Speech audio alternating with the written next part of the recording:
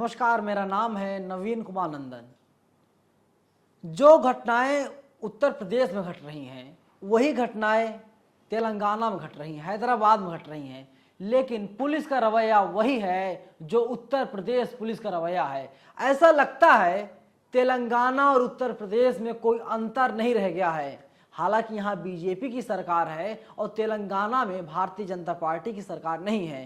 तेलंगाना के मुख्यमंत्री हैं के चंद्रशेखर राव, लेकिन वहां पर बीजेपी नेताओं की गुंडई चल रही है। जी हां दोस्तों, टी राजा सिंह का नाम आपने सुन लिया होगा।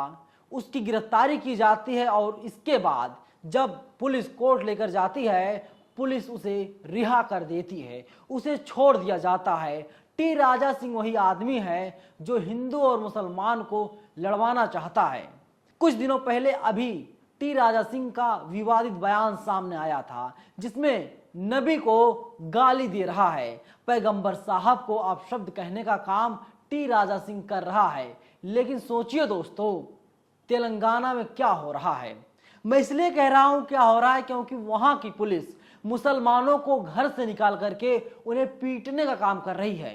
दोस्तों, अब आप ही बताइए, पैगंबर साहब को जब कोई व्यक्ति गाली देगा तो क्या मुसलमान समुदाय सड़क पर नहीं आएगा?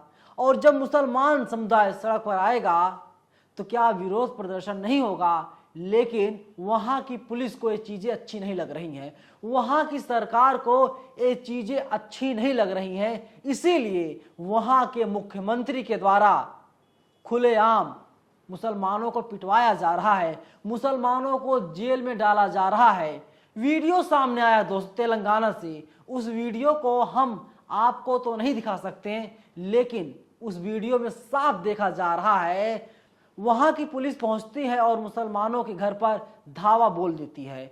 तेलंगाना की पुलिस अपने पैरों से दरवाजे को तोड़ने का काम कर रही है, और जब दरवाजे को तोड़ने में तेलंगाना की पुलिस सफल हो जाती है, इसके बाद मुसलमानों को बाहर निकाला जाता है और उन्हें डंडे से मारा जा रहा है, उन पर लाठियों की बरसात की जा रही है।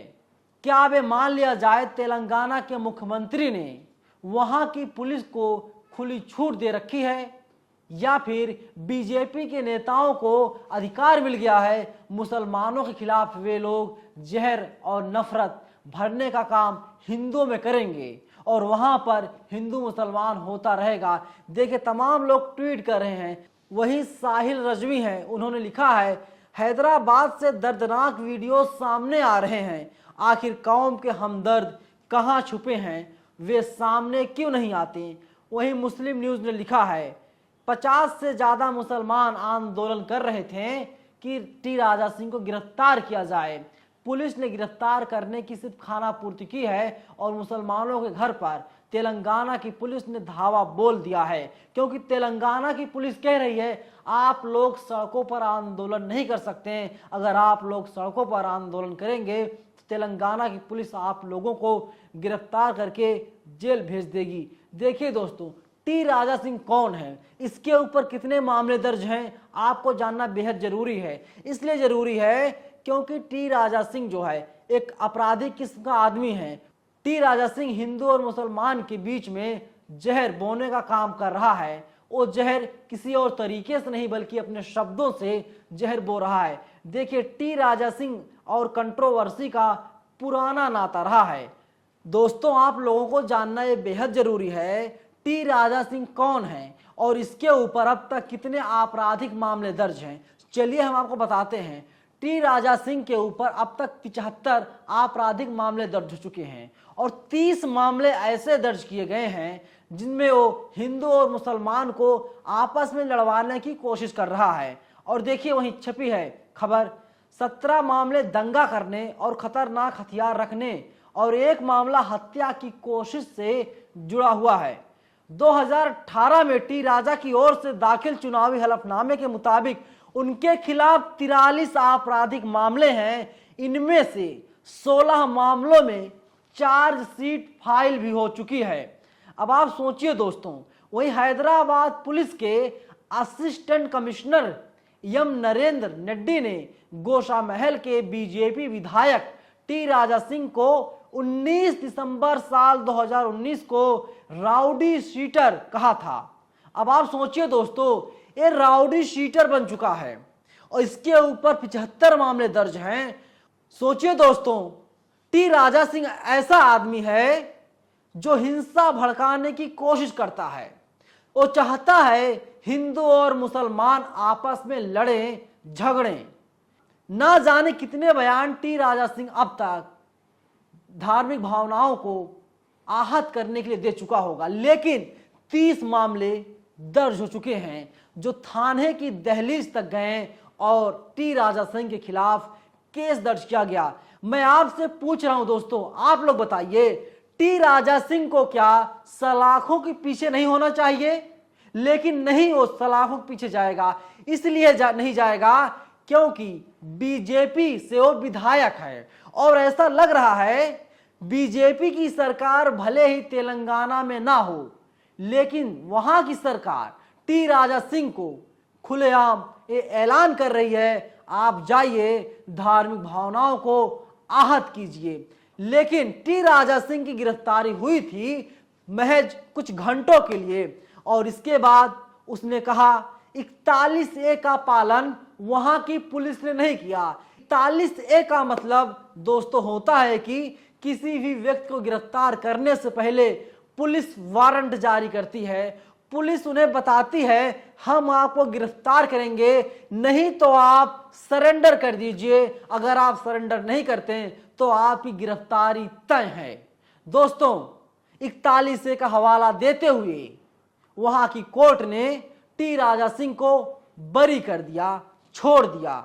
सोचिए, ऐसे ऐसे लोगों के ऊपर इतने मामले दर्ज हैं, लेकिन ना तो वहां की पुलिस गिरफ्तार करने की हिम्मत करती है और कोर्ट भी उन्हें गिरफ्तार नहीं करवा रही है। तो वहीं ओवैसी ने ट्वीट किया है। ओवैसी ने ट्वीट करते हुए दोस्तों लिखा है कि पूरे मामले में मैं नजर बनाकर रखा हुआ हूं। 90 प्रदर्शनकारी थे, उन लोगों को गिरफ्तार किया गया था। फिलहाल उनमें से शाह अली बंदा आशा टाकीज को रिलीज कर दिया गया है।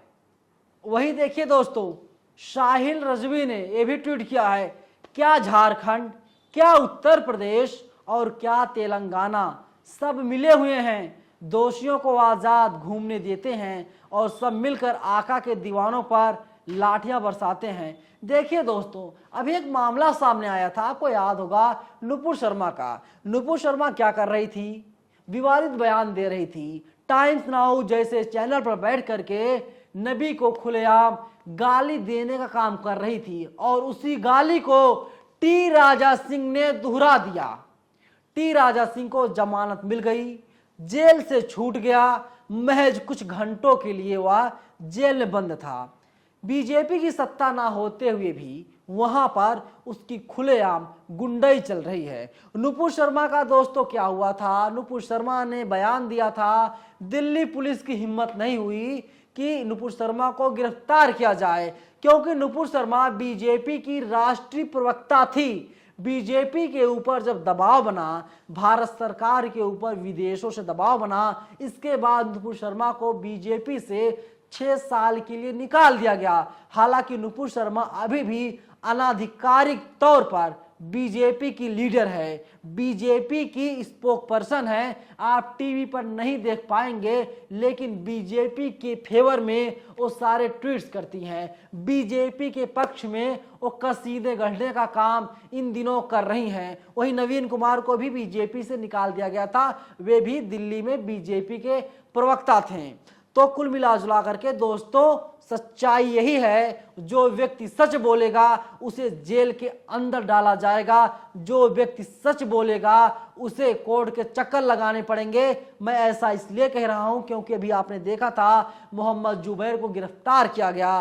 पहले दिल्ली पुलिस गिरफ्तार करती है, इसके बाद उत्तर प्रदेश में तमाम मामले दर्ज किए जाते हैं, लेकिन टी राजा सिंह जो आरोपी है, जो विवादित बयान दे रहा है, टी राजा सिंह के ऊपर खाना पूर्ति करने के लिए वहां की सरकार कार्रवाई करने का काम कर रही है, लेकिन टी राजा सिंह को कहीं ना कहीं सरकार के द्वारा शह मिल रहा है। इसीलिए टी राजा सिंह कुछ घंटों के लिए गिरफ्तार होता है और उसे फिर छोड़ दिया जाता है। लेकिन वहां की पुलिस का जो रवैया सामने आया है वो बेहद चिंताजनक है, बेहद दर्दनाक है।